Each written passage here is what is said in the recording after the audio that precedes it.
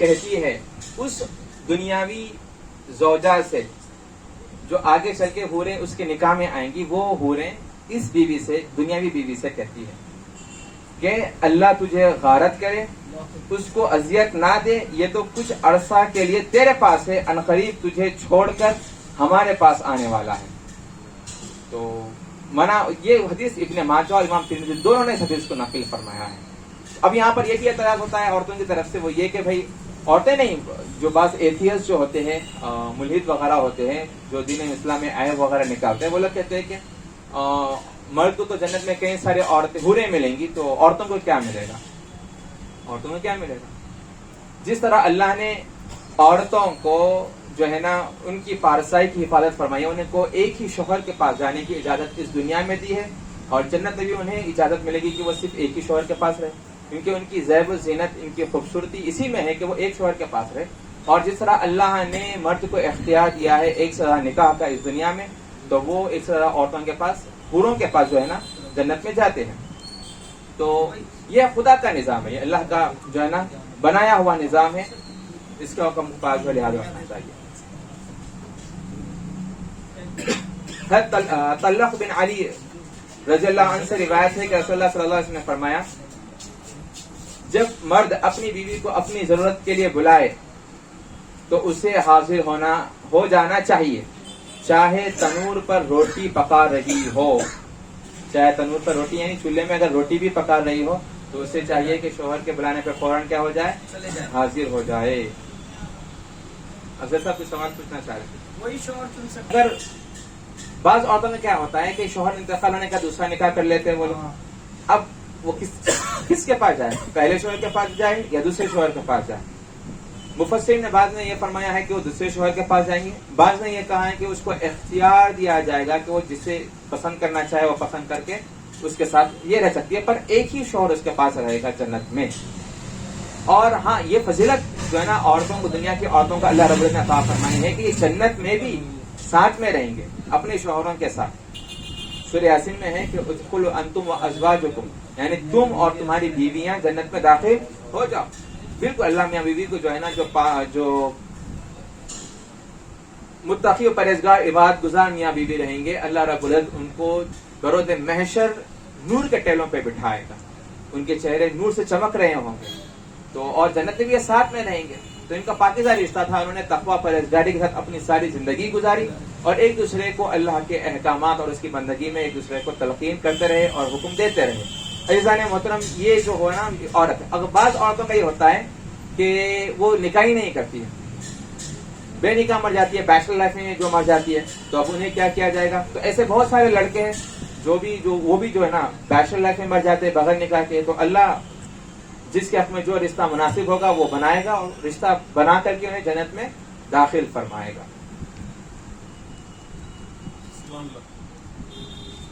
درود شریف پڑھ لیجیے۔ بیویوں میں کسی ایک کو ترجیح دینا اور ان کے درمیان عدل قائم نہ کرنا۔ اب ترغیب آپ سماعت فرمائیں، ترغیب آپ سماعت فرمائیں، تو اب ترغیب دیکھیے کہ ابو ہریرہ رضی اللہ تعالیٰ عنہ سے روایت ہے، فرماتے ہیں رسول اللہ صلی اللہ علیہ وسلم نے ارشاد فرمایا، جس کے نکاح میں دو عورتیں ہو پھر وہ ان کے درمیان عدل و انصاف نہ کرے تو قیامت کے دن اس حال میں حاضر ہوگا کہ اس کا ایک پہلو ٹوٹا ٹیڑھا ہوگا، اس کا ایک پہلو کیا ہوگا؟ ٹیڑھا ہوگا، ایک پہلو درست ہوگا۔ کیوں؟ یہ وہ شخص ہے جو اپنے دنیا میں جو ہے نا دو بیویوں کے درمیان عدل نہیں کیا، تو دونوں انصاف، دونوں کے درمیان ایکول رائٹس دونوں کے ہے، کسی کو ترجیح بالکل۔ بعض بزرگان دین کا یہ قول بھی ہے کہ ایک بزرگ کے پاس جو ہے نا دو بیویاں تھیں، تو وہ دو تربوز لاتے تھے، جب دو تربوز لاتے تھے تو وہ ایک تربوز دوسرا تربوز دوسرے کو نہیں دیتے تھے، وہ لوگ دونوں تربوزوں کو آدھا آدھا کر کے آدھا جو ہے سو ایک تربوز کا آدھا دوسرے تربوز کا آدھا ملا کر کے ایک بیوی کو دیتے تھے، اور باقیہ جو آدھا تربوز ہے وہ دوسری بیوی کو دیتے تھے، کہیں ان کے درمیان ناانصافی نہ ہو، ایک کو میٹھا چلے جائے ایک کو پھیکا چلے جائے۔ تو اس طرح سے عدل، پھر بھی عدل نہیں کر پاتے، تو عدل کا یہ تقاضا ہے جتنا احتیاط کرے اتنا بہتر ہے۔ یہ لیول، اس لیول تک بھی جو ہے نا عدل انصاف، اگر دو بیوی ہے تو اس طرح سے عدل انصاف چاہیے۔ بچوں پر مال خرچ کرنا، یہ بڑی فضیلت کی حامل اس میں احادیث آئی ہے کہ جو شخص اپنے اہل و عیال پر پیسہ خرچہ کرتا ہے اس کے متعلق آپ جو ہے نا حدیث سماعت فرمائیں. نبی تو جہاں صلی اللہ علیہ وسلم ارشاد فرمایا ایک دینار وہ جسے اللہ کی راہ میں خرچہ کرے, ایک دینار وہ جو غلام آزاد خرچہ کرنے میں, جو آزاد کرنے میں خرچہ کرے, اور ایک دینار وہ جو صدقہ مسکین کو صدقہ کرے. یہ 3 ہو گئے. چوتھی کیٹیگری, ایک دینار وہ ہوتا ہے جو شخص اجر ثواب کے اعتبار, وہ شخص جو اپنی بیوی بچوں پہ خرچہ کرتا ہے. تو نبی دو جہاں صلی اللہ علیہ وسلم نے فرمایا جو دینار وہ شخص جو اپنے بیوی بچوں پہ خرچہ کرتا ہے یہ تمام درہم و دینار پہ فضیلت رکھتا ہے. تمام صدقہ و خیرات, مسکین کو بھی کھانا کھلانے سے بھی افضل تمہارے لیے یہ ہے کہ اپنے ماں بیوی بچوں پہ پیسہ خرچہ کرے. تمہارے لیے فرسٹ پریورٹی, پہلی ترجیح تمہاری ماں, تمہاری بیوی, تمہارے بچے, ان پہ تم جو ہے نا سب سے زیادہ پیسہ خرچہ کرو. تو فتائف دو, بنا بولے لاؤ. ہمارا مسئلہ یہ ہے کہ جب تک بولتے نہیں تو لاتے نہیں ہے, تو بنا بولے بھی کبھی لا کے ناریل پانی بھی والدہ کو دے دیا کرو, فروٹس پھل وغیرہ بھی لا کے والدین کو دے دیا کرو بنا بولے. تو بنا بولے خدمت کرنی چاہیے, خود سے کرنی چاہیے, انتظار نہیں کرنا چاہیے نو لاؤ بولے تو ہی جا کے لائیں گے, ایسا نہیں ہونا چاہیے.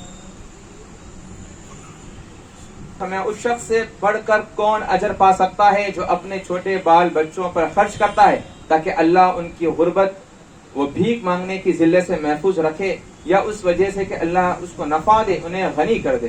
دیکھیں یہاں پر یہ بھی فضیلت بیان کی گئی ہے کہ جو والدین اپنے بچوں کو ماں چھوڑ کے جاتے ہیں, بالکل یہ ان کے لیے ثواب کا باعث بنتا ہے. وہ اپنے بچوں کو اس نیت سے ماں چھوڑ کے جا رہے ہیں کہ کہیں ان کے گزرنے کے بعد ان کے بچے جو ہے نا کسی کے سامنے ہاتھ نہ پھیلائیں. تو اس لیے اگر کوئی والدین بچوں کو ماں چھوڑ کے جاتے ہیں تو یہ ان کے لیے جو ہے نا باعث ثواب بنتا ہے والدین کے لیے. حضرت سعد بن ابی وقاص رضی اللہ عنہ سے روایت ہے, رسول اللہ صلی اللہ علیہ وسلم نے انہیں ارشاد فرمایا, توجہ کے ساتھ سماعت فرمایا, تم جو کچھ بھی رضا الہی کے لیے خرچ کرو گے اس پر تمہیں اجر و ثواب ملے گا, حتیٰ کہ وہ لقمہ جو تم اپنی بیوی کے منہ میں ڈالتے ہو اس پر بھی تمہیں اجر و ثواب ملے گا. تو بیوی کو لقمہ ڈالنا تو یہ آپ کے لیے اجر و ثواب کا باعث ہے. اس حدیث کو امام بخاری امام مسلم دونوں نے حدیث نقل کی, متفق علیہ حدیث ہے. تو بیوی کو لقمہ دینا بھی یہ بھی کیا تمہارے لیے باعث اجر و ثواب ہے.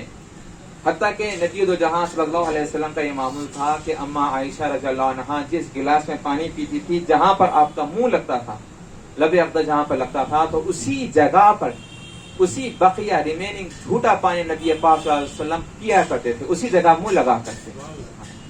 تو یہ محبت کا عالم تھا کہ میاں بیوی کے درمیان جو محبت ہوتی ہے. اس لیے فرمایا گیا عرب میں یہی ٹریڈیشن ہے, ایک تھالے میں سب کھاتے ہیں ایک ہی پلیٹ میں, تو سب ملا رہے ہیں سب کھا رہے ہیں ایک ہی. اس سے کیا ہوتی ہے محبت بڑھتی ہے, محبت بڑھتی ہے, برکت آتی ہے گھر میں, خیر و برکت آتی ہے. حضرت ابن مسعود بدری رضی اللہ عنہ سے حضور نبی کریم صلی اللہ علیہ وسلم سے روایت کرتے ہیں کہ آپ صلی اللہ علیہ وسلم نے فرمایا, جب کوئی آدمی اپنے بال بچوں پر خرچ کرتا ہے اور اس پر ثواب کی نیت سے رکھتا ہے تو وہ مال اس کے لیے صدقہ کا ثواب رکھتا ہے. تو مال خرچہ کرنا اور ان کے لیے اٹھا کے رکھنا, بھی بچوں کے لیے پیسہ اٹھا کے رکھنا, یہ تمہارے لیے صدقے کا باعث ہے, یعنی تمہارے لیے ثواب ہے. عبداللہ بن مسعود رضی اللہ عنہ سے روایت ہے, فرماتے ہیں رسول اللہ صلی اللہ علیہ وسلم نے فرمایا, اوپر والا دینے والے ہاتھ نیچے والے لینے والے ہاتھ سے بہتر ہے, اور دینے کی ابتدا سے کر جو تیرے ساتھ زیادہ خونی رشتہ رکھتے ہیں, یعنی پہلے اپنی ماں, پھر اپنا باپ, پھر اپنی بہن, پھر بھائی, اور پھر جوان جو ان کے بعد زیادہ قریبی ہے.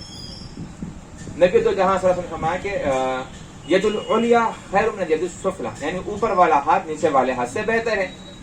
اوپر والا ہاتھ مراد دینے والا ہاتھ اور نیچے والا ہاتھ مراد لینے والا ہاتھ. تو اللہ نے اوپر والے ہاتھ پہ کیا رکھی ہے, فضیلت رکھی, یہ ہاتھ بہتر ہے لینے والے ہاتھ سے. اور نبی پاک صلی اللہ علیہ وسلم نے فرمایا کہ جو تیرے ساتھ زیادہ خونی رشتہ رکھتا ہے وہاں سے شروعات کر, اپنا باپ, اپنی ماں, پھر جو ہے نا اپنی بہن, بھائی اور اپنے بیوی بچے, جو ہے نا یہاں سے تمہیں چاہیے کہ اپنے مال خرچہ کرنے کی ابتدا کرنی چاہیے.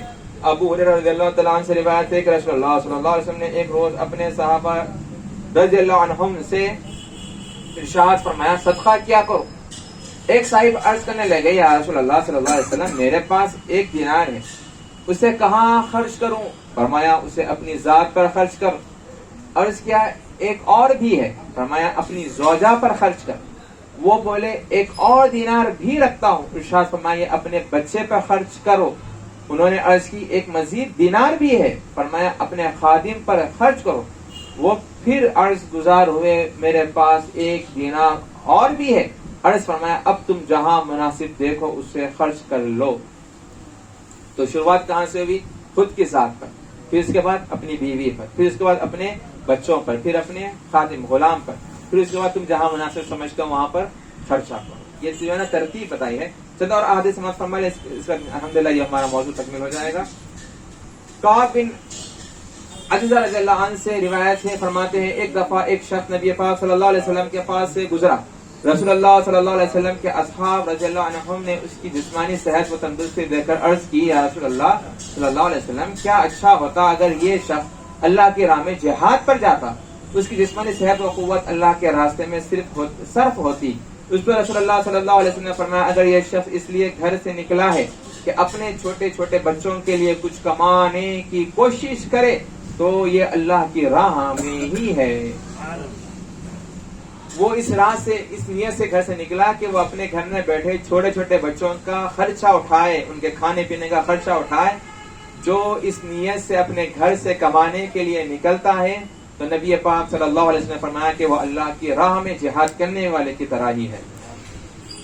اگر اس واسطے نکلا ہے کہ اپنے بوڑھے عمر رسیدہ والدین کے لیے کوشش کرے تو بھی راہ خدا میں ہے. اگر اس غرض سے چلا کہ اپنی ذات کے لیے دوڑ دھوپ کرے تاکہ اپنی حاجت پوری کر لے اور کہیں بھیک مانگنے کی نوبت نہ آئے تو بھی اللہ ہی کے راہ میں نکلا ہے.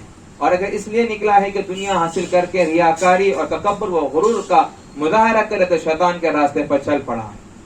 جب تک اب اپنے ذاتی جو ضروریات ہے اس کو تکمیل کے لیے، اپنی بیوی بچوں کی ضروریات کو تکمیل کے لیے، کسب حلال حاصل کرنے کے لیے جب تم نکلتے ہو تو یہ اللہ کی راہ میں ہے. ایک اور حدیث یہ بھی ہے، نبی دو جہاں صلی اللہ علیہ وسلم نے فرمایا تاجروں کے متعلق جو تاجر حلال روزی کماتا ہے اور حرام سے اجتناب کرتا ہے، نبی دو جہاں صلی اللہ علیہ وسلم نے اس کے حق میں فرمایا کہ وہ بروز محشر انبیاء علیہ السلام کے ساتھ ہوگا، ان کے ساتھ وہ شخص رہے گا کیونکہ وہ عادل اور صادق تاجر ہے.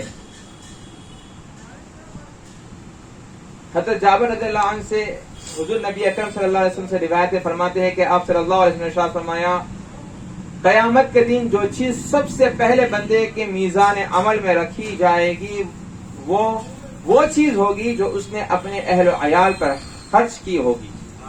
جو بھی آپ اپنے اہل و عیال پہ جو ہے نا پیسہ خرچہ کر رہے ہو، جو بھی انہیں تحفے تحائف دے رہے ہیں، سب سے پہلے نامہ اعمال میں میزان میں جو ہے نا سب سے پہلے چیز وہی رکھی جائے گی. ایک آخر جی سماعت فرما لے. حضرت امام حسن رضی اللہ عنہ نبی کریم صلی اللہ علیہ وسلم سے راوی ہے. آپ صلی اللہ علیہ وسلم نے فرمایا اللہ تعالیٰ ہر ذمہ دار سے سوال کرے گا کہ اس کے بارے میں جس کا اسے ذمہ دار بنایا، آیا اس نے اس کی حفاظت کی یا ضائع کر دیا. حتیٰ کہ آدمی سے اس کے اہل و عیال کے متعلق بھی پوچھا جائے گا کہ ان کی ذمہ داریاں پوری کی یا نہیں، بے یار و مددگار چھوڑ دیا. ابن حبان نے اسے صحیح میں روایت کیا ہے. کہیں تم نے اس کو بے یار و مددگار، جو لوگ جو ہے نا بعض لوگ ایسے بھی ہوتے ہیں جو چھوڑ دیتے ہیں بھی بچوں کو، جیو تو بھی مرو تو بھی، ایسا رشتہ نہ تھا توڑ لیتے اور اپن دوسری زندگی میں مگن ہو جاتے. اس شریعت میں سخت ناجائز جو ہے نا وہ شخص اپنی ذمہ داری سے بھاگ رہا ہے. قیامت کے دن اس سے سوال کیا جائے گا، جیسا کہ حدیث کے الفاظ گزرے ہیں کہ اس سے پوچھا جائے گا کہ تو اپنے رعایا کے ساتھ کیا کیا ہے. تم نے تو بچے تو چھپ پیدا کیے، کیا ان بچوں کا خرچہ اٹھایا ہے؟ ان کے پڑھائی کا، روٹی کپڑا مکان کا کیا تم نے ان کا خرچہ اٹھایا ہے؟ نہیں اٹھایا. اس سے پوچھا جائے گا. بچیوں کی پرورش اور تعلیم و تربیت. اچھا ٹھیک ہے، میں آپ یہاں پر کچھ چند گھریلو مسائل کا تذکرہ میں یہاں پر کرنا چاہتا ہوں کہ جیسا کہ ابھی تک تو آپ نے جو سماعت فرمایا شوہر اور بیوی کے مسائل آپ نے ابھی تک سماعت فرمائے، تو چند مسائل میں آپ کو بیان کر دوں گا کہ بیوی پہ کس کی خدمت کرنا جائز ہے، کس چیز ناجائز ہے. یہ اہم سوال ہے، ہمارے گھروں میں اٹھتا ہے کیونکہ ہم لوگ جوائنٹ فیملیز ہمارے جو ہے نا اکثر معاشرے میں نظر آتے ہیں کہ کس کی خدمت کر سکتی ہے، کس کی نہیں کر سکتی ہے، کس کی کرنا فرض ہے، کس کی کرنا واجب ہے، کس کی کرنا سنت ہے. یہ بھی بڑا اہم مسئلہ ہے. چند باتیں تو بھی سماعت فرما لیں آپ.